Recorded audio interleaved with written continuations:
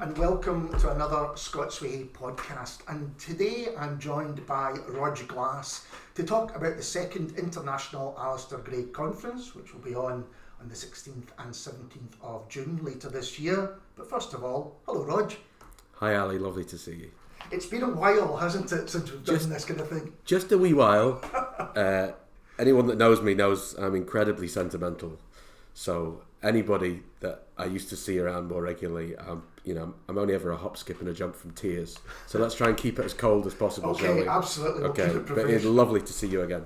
So tell us about the conference, your role in it, and how people can get involved. Okay, so my role in brief is that I'm the convener of the conference. For those that don't know my connection to Alasdair, 20 years plus ago, he was my tutor when I was starting out writing. I then worked as his secretary for a few years. That was a huge part of my writer's education and also influenced the way that I see the world around me, my ethos and my beliefs. Those things have really stayed with me. And since then, I've in one way or another always been working in Alasdair Gray's studies. So I wrote Alasdair's only biography, which is partly a personal series of portraits and partly a walk through the life and work. And since then, I've been looking at other ways to be able to develop research around Alasdair's work.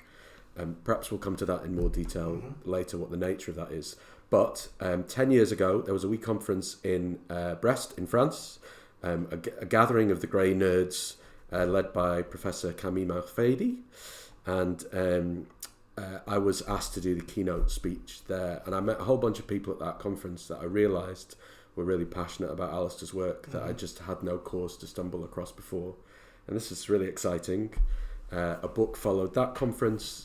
And over the 10 years or so that followed, Alasdair's reputation developed in all sorts of really interesting ways. And 10 years later, the idea is to do the same thing again, but on a much bigger scale and in the writer's landscape, in a way that is as Glasgow can be. So that's my role as the convener. That's the basics. And registration is open. It's a couple of days and a couple of nights of work and play and plenty of social. And it's open to absolutely everyone. Absolutely everybody. That's the fundamental principle of the thing, is that it's designed to encourage enjoyable conversation and interrogation and celebration of Alasdair's work across folk from different backgrounds. So it's like a conference that's not a conference, really. If you want to come along, sit on your bum for 13 hours, ask a question that's really not a question, and then talk about your own research, you're at the wrong place. That sounds familiar. Yeah, that's it. Like a few that I've been at. But it's going to include a lot of walking around the city, being around Alasdair's murals. There is an exhibition looking at his artwork. People will be able to chat to each other. And we're particularly interested in developing more conversation between literary artists and visual artists and critics and fans and people who have just always loved the work, who would like to spend some time thinking and talking about it. I mean, there is a huge amount of affection for Alasdair internationally, but that is particularly strong in Glasgow. So I can already see in folk that are starting to sign up for the conference that actually it's not, all professors from Belgium. It's much more likely to be somebody who grew up knowing Alasdair's work, coming across him directly as a human being, perhaps, and is interested in learning more about it. It's really important that, particularly after this huge imbalance that was there for most of Alasdair's life, where the visual art was seen as a kind of small room in the house of his ever-growing literary reputation, that now that is starting to balance out a lot more. It's really important that we start looking at the work and considering how the word and picture are always in conversation with each other. You can only really do that when there are visual artists in the room as well. That's the spirit of the thing, really. So it's interesting. I mean, it's interdisciplinary, but it's also interactive. So there is walks, and we'll talk a little bit more details of it. Yeah, perhaps we'll come to that. But yes, it's really important to me that people get to socialise, get to talk to each other, to share what their knowledge is. We'll have people who are specialists in other interesting Scottish writers from that particular period as well. We can learn from them. I'm certain of it. Hopefully it'll be a social thing for lots of people who haven't been able to do a social thing for a long time. There is an online option as well, and people can come online if they're more comfortable that way. I think that's really important for access, all sorts of reasons, COVID or non-COVID. But for those that are able to come to Glasgow, I think a big part of the appeal is standing an hour and more underneath the auditorium chatting to folk, as much as it is listening to what people have to say about their interpretations of Alasdair's work. Just think that's central. And there's two titles in the description of the conference. You've got Making Imagined Objects and then Across Space and Form. So can you unpick those? Yeah, definitely. So the main title of the conference is Making Imagined Objects. Alasdair always considered himself to be and this was his words, he thought of himself as a maker of imagined objects. And as always, he was very careful with the words that he chose. That was no accident.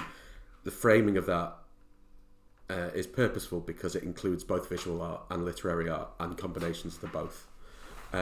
So rather than any other terminology, that's what he went with. And we wanted something that was about craft in the title. Across space and form is the theme, really. So what we were trying to encourage when we put out a call for papers, and when I say papers, this was like very, very broad. We've had lots of creative responses as well, and I can talk about that too. Mm-hmm. But when we put the call out, many of the themes that we suggested that people could write something about to present at the conference were really about how across space and across form Alasdair's sort of work in practice over 65 years developed. It means that we are sort of avoiding looking at any one individual thing in isolation, which with Alasdair is counterproductive anyway, because as you well know, he was forever recycling, reappropriating, using old texts and new ones, repeating things. He has an unusually consistent political outlook, artistic practice, like the way that he made things. Those things were unchanging, and it was hugely expansive. So I don't think it would be useful anyway to just try and see one tiny little piece of his work as if it is divorced from everything else. So we thought that Across Space and Form made that case in brief. Really, we're encouraging people to try and think broadly about what that means. And you've linked up with quite a few partners for the conference. Can you tell us a little bit about those? Yeah, well, that's partly about how loyal folk in Glasgow are to Alasdair, and make it quite easy. That's not anything that I've done or anyone else in the team. It's just places that are associated with Alasdair want to help. So we're starting under the Oranmore Auditorium Night Sky, which is, in my view, Alasdair's greatest statement of democratisation, putting ordinary Glaswegian folk in the centre of the picture, sticking them right in the middle of the Garden of Eden. That was what he was all about. And that is Scotland's biggest free indoor artwork. It was the greatest work of his life and included lots and lots of figures and emblems from previous murals that had been knocked down when he was an unknown artist. That embracing interracial Adam and Eve was there in the 1960s in his first major greenhead mural that was knocked down. So that's a perfect place to start the conference. So Oranmore is a partner. We're going to have Nicole Wheatley, who's a great artist in his own right, who worked as a collaborator with Alasdair for many years on Oranmore and on the Hillhead subway. And other partners include the Alasdair Gray Archive, run by Saoirse Dallas, who's done extraordinary things for Alasdair's legacy, really made his artistic reputation, because he never had an artistic agent until he was in his 70s. So when Saoirse took him on, he would have to go, right, well, maybe we should try and find that painting I left on a train on the way to Edinburgh in 1981, or whatever it was. Thousands of things to find. And what an undertaking to say. Absolutely. Anyway, so Saoirse set up this wonderful archive at the Whiskey Bond where Alasdair's old living space has been recreated right down to his furniture, all of his books, all of his paintbrushes and his sketches and everything. So they're a partner too. We'll also be visiting those places as well for those that want to go. So all the way through the day, instead of having 25 panels and 3 things happening at the same time, we've focused the amount of talks that there are. They're all fascinating talks, but in between all of them, we're active. We're moving about the city, whether it's going through Garscoob Links and then up to the Alasdair Gray Archive, or starting at Oranmore, going through the Hillhead subway, coming to Strathclyde where we're hosting the main conference. The Hunterian Museum is another partner, so this will be a new exhibition of Alasdair's visual artwork, and there we're launching Juana Adcock's new pamphlet. It's being published with Tapsultiri, and that's a creative response to Lanark. So that for me is an example of how we're using these partners to be able to break the conference out of all of these, in my view, not very useful traditional bounds. It doesn't mean that it can't be interrogative, but it can't be genuinely inquiring. That's really important. But it should also be fun. It should also be social, and it should also be creative. And again, that thing about perhaps still most people knowing him for his writing. What a great way of discovering the other side. Hopefully. And there'll be folk coming from all over the world that know Alasdair Gray's books but have never seen a mural in person. So hopefully that'll charge the atmosphere as well. Yeah, I'm really hoping so. And I don't know if you can, but can you tell us who's going to be appearing, or a little bit about who may be appearing? I can say that the whole of the lineup is available online now. It's not a secret. Okay. It's not a secret, no. But I can maybe give a couple of examples of papers. So Anita Sullivan, who's a very well-known radio dramatist, is working with Kat Rowley, who's actually Alasdair's niece. But who did a series of digital podcasts with Alasdair late in his life and interviews with him. And so it's important to say that the Gray family are part of what we're doing as well. They're doing something on Alasdair as a potential digital native. In what ways was he working in an old-fashioned way that could not possibly be recreated by digital, and in what ways did he use others in order to get access to digital technologies? Which, as an ex-secretary, you might be interested in. Yeah. But so that's an example of something that's collaborative, that's inquiring between somebody that is from a purely creative background and somebody who has a lifelong closeness to Alasdair, but has also got an intellectual interest in the work. How we're going to try and make sure that the conference is accessible but fresh. It includes primary research. It's all about sort of developing what I call Gray studies. And there's definitely enough interest around the world in that. We were supposed to run this conference last summer. Yes. There was this thing called COVID that happened. You may have heard of it. And instead of doing it in person, we did an online symposium where we had a mixture of academic papers and creative commissions. We commissioned somebody who used to work with Alasdair as an artist to do a new series of jewellery responding to Lanark. Wow. And we asked Juana Adcock, who'd written about Mexican snakes and her own culture, and adapt that into something that was responding to the Garden of Eden in Lanark. So it was creative and critical. We just did it free and online. And we had 220 people from 17 countries. Sometimes people in Scotland think that because Alasdair is so closely associated with Glasgow that nobody could possibly be interested. That just couldn't be further from the truth. There is real, genuine and meaningful interest. And the more that we can encourage folk from different generations, different places, different cultures to respond to the work and to give new perspectives on it, then the more interesting it will be, I think. And so are you expecting quite a lot of people to come over from overseas to the conference as well?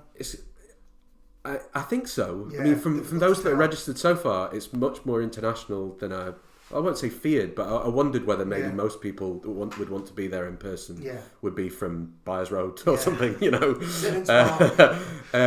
else used to walk up and down with his wee rucksack for years. But actually it's incredibly international, and all of that is it's just really encouraging to see. There's one thing that you get with it, say, the creative commissions, that shows, I think, how this sort of thing doesn't just need to be like a worship of somebody that's not there anymore.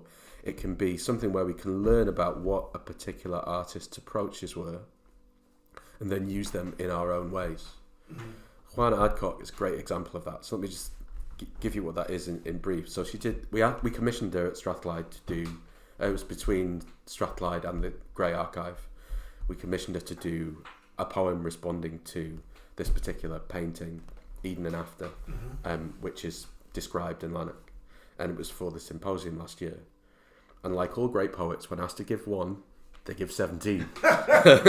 So Juana was inspired to write this much more detailed series. Now, and that's going to be published this year, and that wouldn't have existed if it hadn't come out of Alasdair's work. But if you read it, there's nothing obvious in it that makes it seem like it's not about Lanark. She is independently bringing her own intelligence, culture, background, approaches to this thing, but she's responding to an element of Alasdair's work. And what matters to me about that model is the fact that, and not everybody knows this, but so much of Alasdair's own practice was a creative response to something else that already existed. You know, the idea that he invented Scotland out of nothing overnight while, you know, having a wee scratch is just nonsense. So many of the illustrations in his major books are modern Scottish versions of hundreds of year old engravings, like Hobbes' Leviathan being one, as I'm sure you know. And so many of his stories were responses to existing stories. So that model of, instead of encouraging a kind of hero worship, which I'm not sure there's much use in, but doing something that's inquiring and interrogative on one hand, but also creative on the other, that's a model I'm really interested in developing. So we just asked Michael Pedersen from Noiriki to, we also commissioned him jointly, Strathclyde and the Archive, and he came up with a poem called The Armchair Monologues, which was about Alasdair's old chair.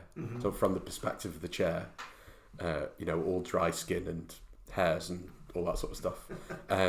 It was utterly transformative. It wasn't dependent on it being about Alasdair as a human being or his work. It was independent of it, and now it's Michael's poem, and I've seen him perform it, and it's wonderful. But it's an example of how that model can work. You know, we're not creating out of a void. None of us are, and that's okay. That's my take on it. Well, because that's central to Alasdair as well, wasn't he? That's exactly what he was doing. He was responding to himself as well as his surroundings and everything that he had learned up to that point and never stopped learning. Exactly. Yeah, I couldn't agree more.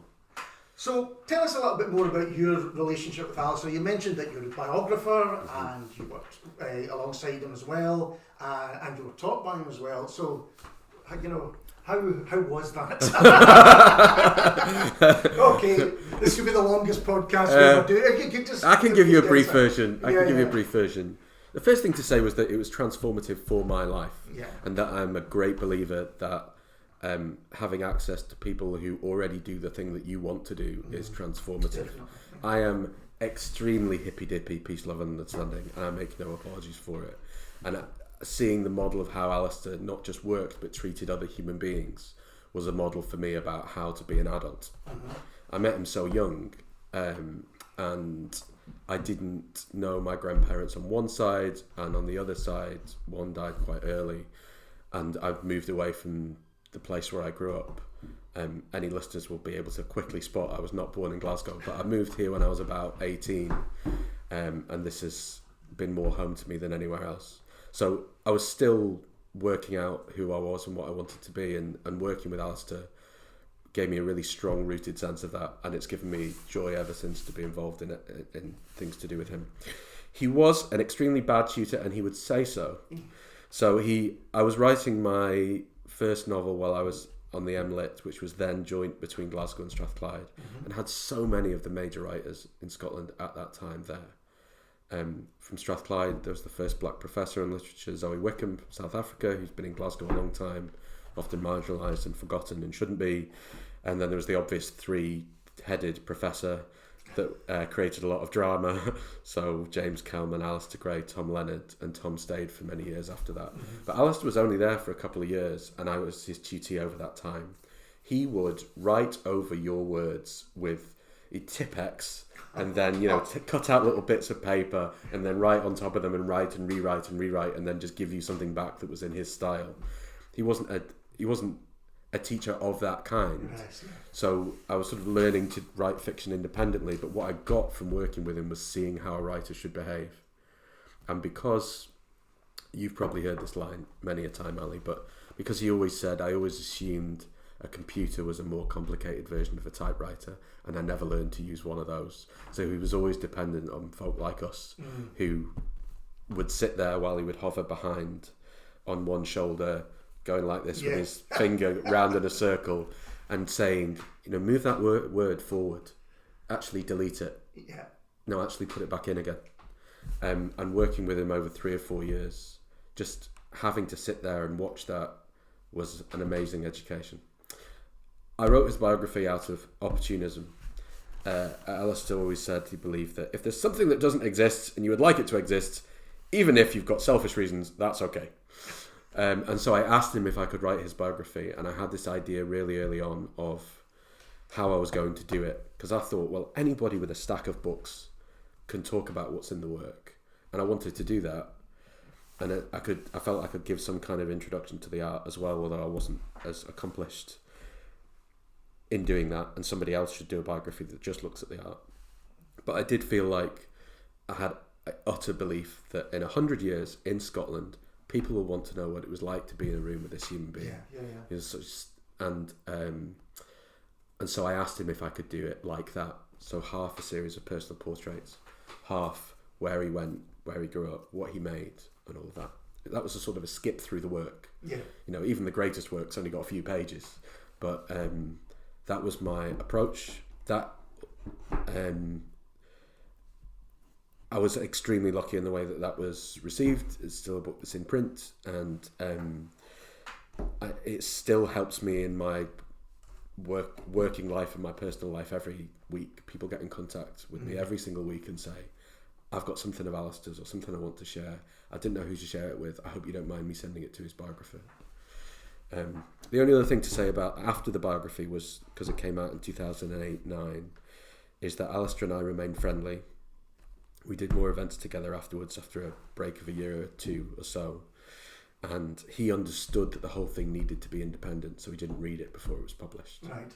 So when it was reviewed in The Guardian, when it came out, he also wrote a review of his own, having read it for the first time. So he was always sort of trying to surprise you and be playful, but critical and disarming and all sorts of things at the same time.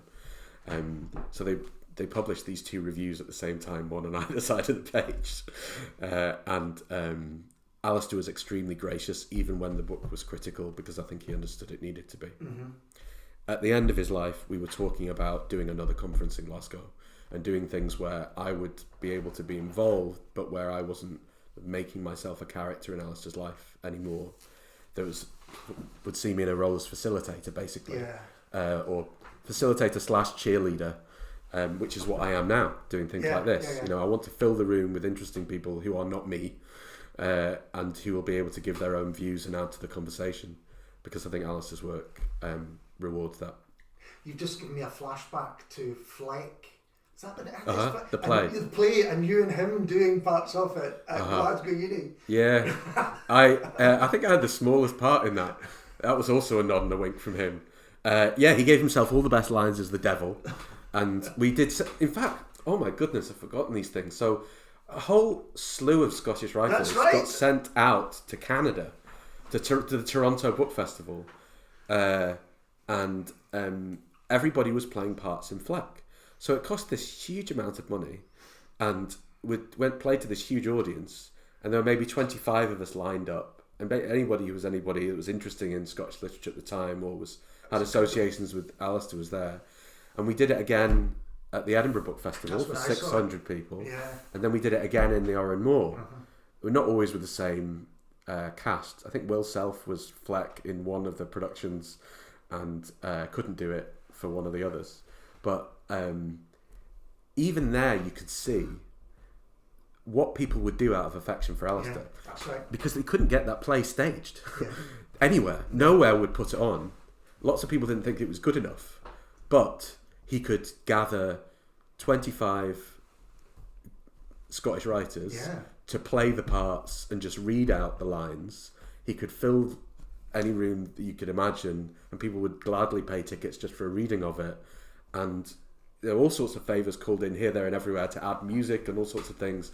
So Fleck was never produced as a play in Alasdair's lifetime, but we had these amazing performances because, you know, A.L. Kennedy will go, well, obviously I wouldn't do that for anyone else, but sure, I'll do it for Alasdair. And that's what it was like. Yeah, that was exactly what it was like. And you always sense that. I was a tiny character in this story, and he was always like hundreds of times more important to me than I was to him. I think it's always important to repeat that. But it did give me a window into just being able to observe how others engaged with him and how they responded to his personality, which was sometimes a mixture of looking up at him and down at him at the same time, you know, deifying him as a kind of genius, but also saying, isn't he ridiculous? He hasn't done his hair and he's got pyjamas you can see underneath his trousers or whatever. Yeah. And he played up to that to an extent. Oh, yes, absolutely. As I'm certain you have seen. But that was all part of this sort of wider picture where you could see that his way of being generous and insisting on democratising in whatever project he was working on, that people were willing to do anything for him. And a couple of things that you said struck me. One, this idea of how Alasdair would be in a digital world, as you've hinted at, when he didn't turn his own computer on. I think he never pushed the button to actually turn it on. But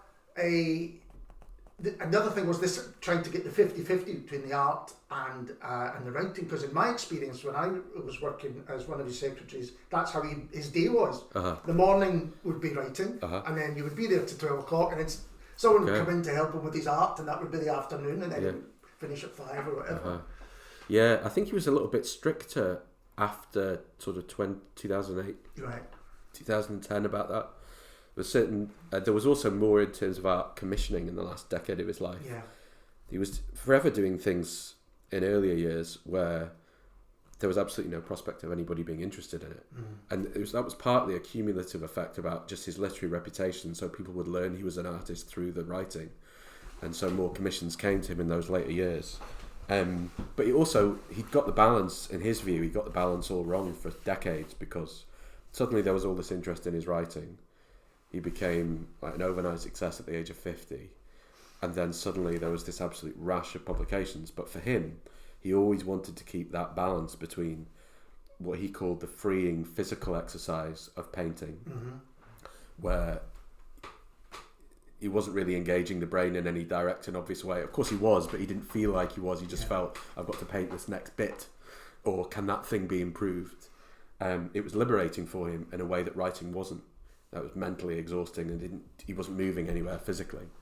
And so in later years, as I understand it anyway, he was being a little bit more strict about which time was for which practice. When I worked for him, it would often be a 9 to 5 and all week. And sometimes you'd be there at the weekends, and God knows when he did his art. Yeah, it was more compartmentalised when I was there. Definitely, it was like you were there for a morning, and then it'd be out in the afternoon, or vice versa. It wasn't that strict. And often a few weekend shifts as well when those things were going. I mean, there's a long tradition of people that work with Alasdair over those extended periods, and his working practices did change a little bit, but the basic principle didn't, which was that he was dependent on others, and a part of him enjoyed being dependent on others, and it sort of set boundaries and limitations, but also he sort of created a situation where he could get away with working in the way that he wanted to work without any compromise. And although he never made any money, as he got older and his reputation got bigger, there were more opportunities for him to be able to create that working circumstance without any compromise. When he was younger, that was much, much more difficult. Do you think there was a kind of switch in the balance as to how he was known, and it was more for his murals, something as public as the Hillhead Underground and things like that, than perhaps for because his latter books weren't necessarily greatly received? I'm thinking Old Men in Love. Old Men in Love was mixed. I, having worked on that one, thought it was better than it was, because I was close up to it at the time, and with the passage of the years, I'm not sure. That was originated in 3 old plays and had some new stuff stuck together on it. That was often the way he worked, actually. But Old Men in Love wasn't his finest work. But the major work of his later years that was great were the compendium of, when he was a teenager, he'd scribbled in his diaries that are now in the National Library of Scotland, I want to make one big novel, one massive book of collected stories, which he published in 2012 with Canongate, one collected verses, which he published, one collected plays, which he published, those, and one collected non-fiction of me and others, which you worked on, and which I still use with students and has been republished by Canongate recently, and was an amazing document. It's a collected document over many decades of things that people hadn't always read. So And also there was the Dante project, which was incredible. Right at the very end of his life, after he came out of a coma. God damn it. So there was good work towards the end, but there were big chunks of that last sort of 15 or 20 years where he felt he'd done his major writing work, whereas he didn't feel he'd done his major artwork because so many of his murals had been knocked down, and they were remade in Oran Mor. I mean, Saoirse's role in that is really very significant because it can't be overstated really. It's hard for people to imagine now, but even 15 years ago, you couldn't find anybody who wasn't already a pal of Alasdair's that would say that his artwork was great. He wasn't just a footnote in British art or in European art, but in Scottish art. You couldn't find a single painting of him in any Scottish gallery 15 years ago. That's utterly transformed. Now he's in Tate London, every major Scottish gallery. There's the Domestic Bliss at Goma at the moment, which we'll also visit as part of the conference. All of those things came about because Saoirse took on all of the work and started digitising it, photographing it, getting a record of everything, even things that were now knocked down or were partially destroyed or needed to be restored. And once you could see that work and people started having the chance to go to exhibitions that were just about the visual art and didn't depend on that literary reputation, all of a sudden it was obvious how big that contribution was. And there's been this huge mushrooming in value of the visual art, which is so fascinating to see how that change has happened. And he just got nowhere with that until he was in the 70s. Yeah. Incredible, really. It's really interesting because when you think about the focus on Glasgow artists and figurative artists in particular in the kind of mid to late 80s and the early 90s, the Glasgow Boys and Howson and all, but he was nowhere to be seen. Nowhere. And when I was researching my biography, I found one book on 70s and 80s Scottish art that had 2 pages that were Alasdair's, and it was this big Cowcaddens landscape with figures, which is great, but it was the cover of Lanark, one of the editions, and he was still introduced as the author of Lanark. To an extent, there's always that sort of issue when somebody is working across different forms and that you might be likely to be known for one more than the other. But even when Alasdair's art on rare occasion was acknowledged, it was always kind of patronised. And there's something about Oran Mor itself, just the size and impact and coherence of that, how it represents his approach to not just making imagined objects, but to like the way that he saw humanity. There's something coherent and clear and vast there that I think has helped to transform the reputation.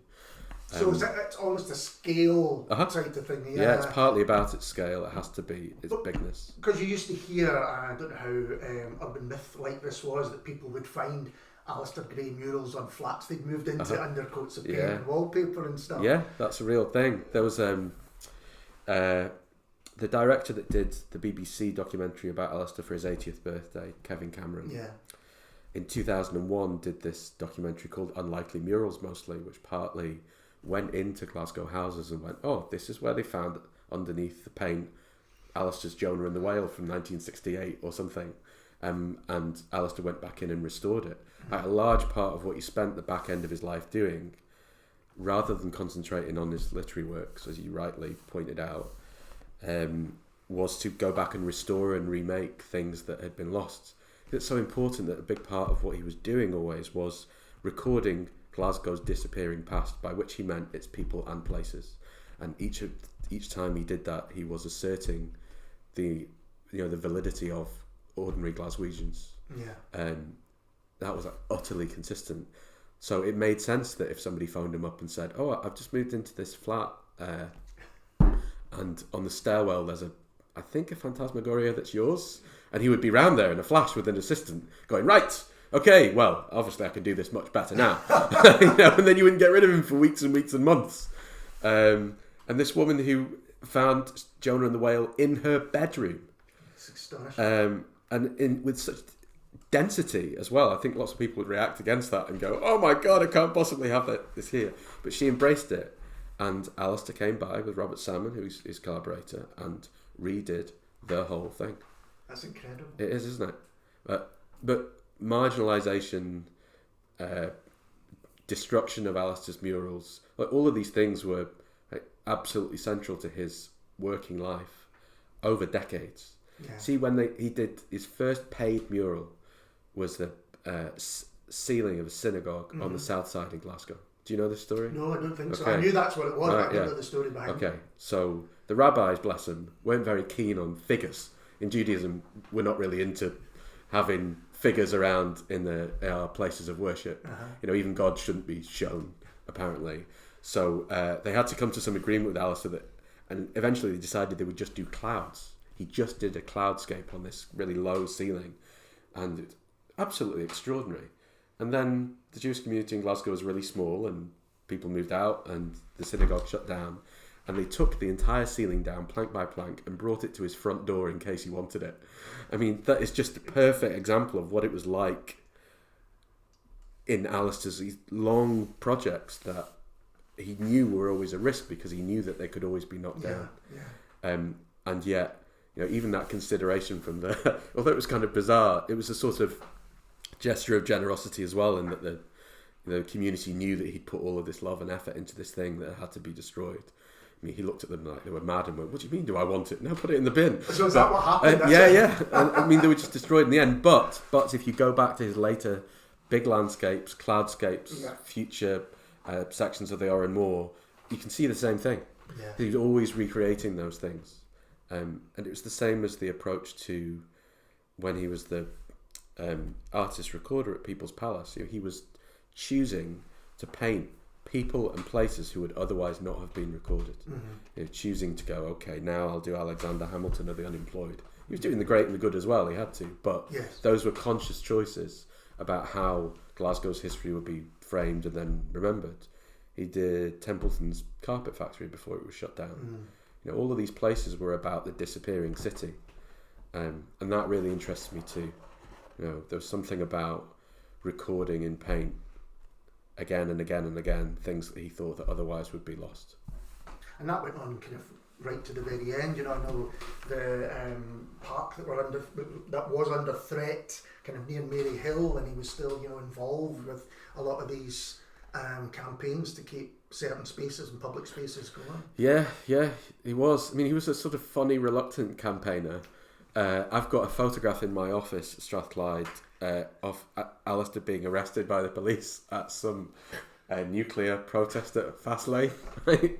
And he's got this most just utterly befuddled expression on his face as he's being carted away by policemen who are obviously very reluctant to take him away but felt they had to. He always said that he hated being part of a big group and protesting about things because he always felt like he disagreed with some people or was uncomfortable or that sometimes arguments were too simplistic and he never really felt comfortable marching with anybody.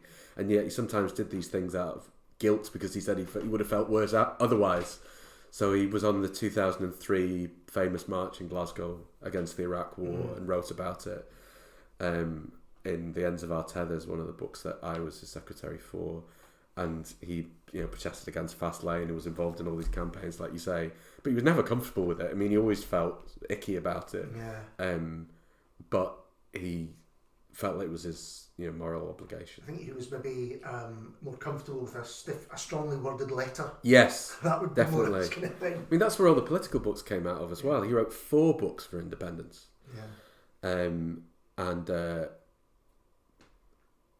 They weren't always better than the last one. My view was that the earlier ones made a stronger argument, but he felt like he had to keep going back to that territory and had to keep making that case, or else he would have felt guilty otherwise. So he was often driven by guilt with these things that were about campaigns.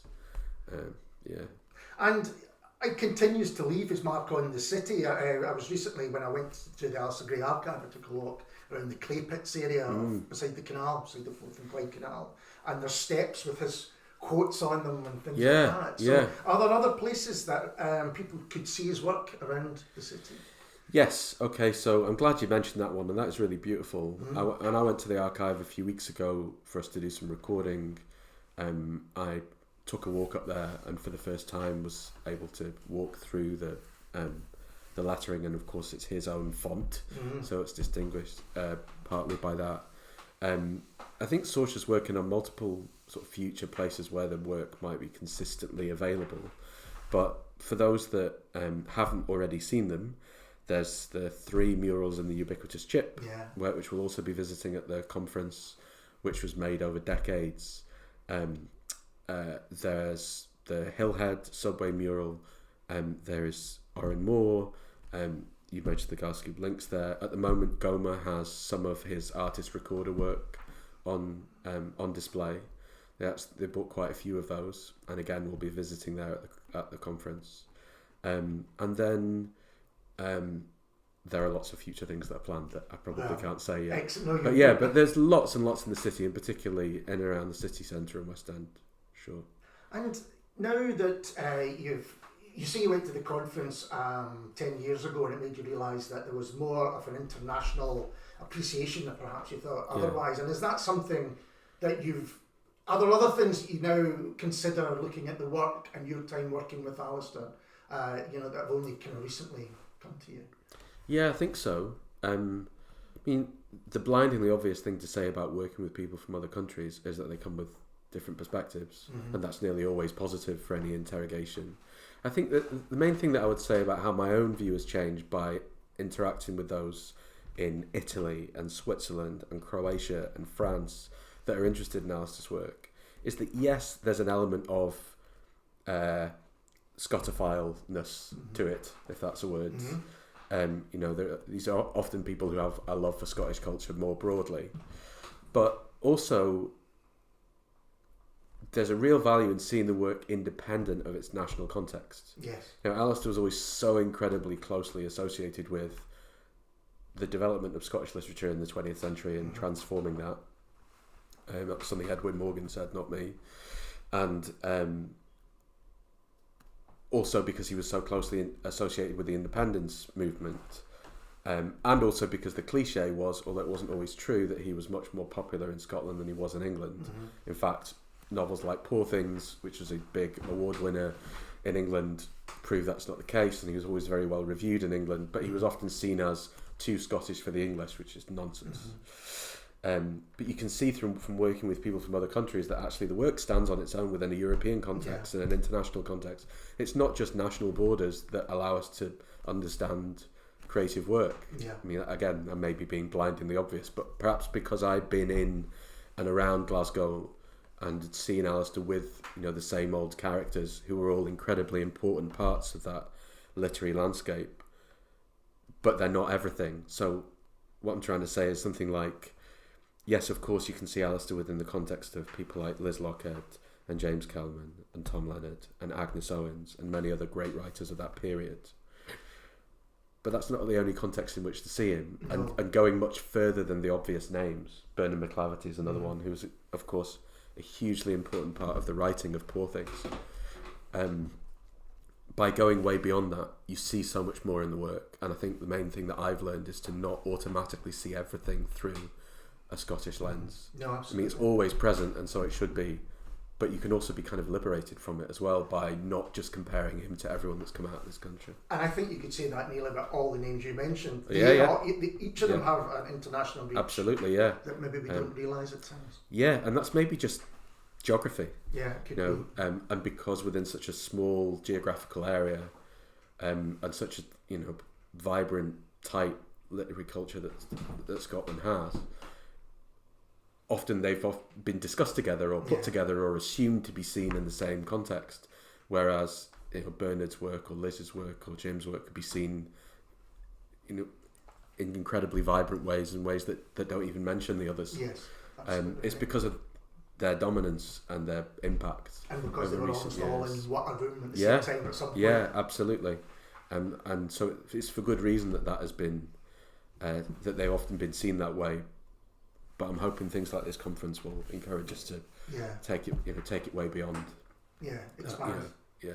So going back to the conference, if you could just remind people how to register and how they can maybe keep updated with news and events? Yeah, definitely. So the Twitter handle for the conference is at Imagined Making, and I'm at Rodge Glass. That's probably the most obvious and easiest place to be able to get a hold of the registration information, and if we can put it on the page for the podcast as well, that would be great. There's a whole website which is through the University of Strathclyde, where I've not even mentioned, but I'm the convener of the Emlet in creative writing there, and the whole academic bit in the university bit is being hosted by Strathclyde, so it's through their website that you register. For the whole 2 days there, you can either register online, so you can watch from anywhere in the world, and that is £25 for the 2 days complete. It's also £25 for students or unwaged or any discounts, of which there are lots of different types. And for folk with full-time jobs, it's £50 over the 2 days and nights. So that would include things like the art exhibition and the readings and the creative commissions and the Oran Moor and seeing all the murals and visiting the museum and the archives, all of that. Which is a fraction of what it would usually be for a conference of this type. It certainly is. You can't really do an Alasdair Gray conference while surely offending Alasdair rolling over in his grave that you're charging people through the notes that come to it. So we just have to make it busy, and it's looking like it's going to be really busy. I'm really, really looking forward to it. Fantastic. We will put all of those links on the website, but I think it's going to be an incredible weekend. I'm really looking forward to it. Rodge, lovely to see you. Thank you. You didn't even make me cry, Ali. Wait till the microphone. That sounds really threatening. Thank you very much for having me. And we'll be back soon with someone completely different. Cheers.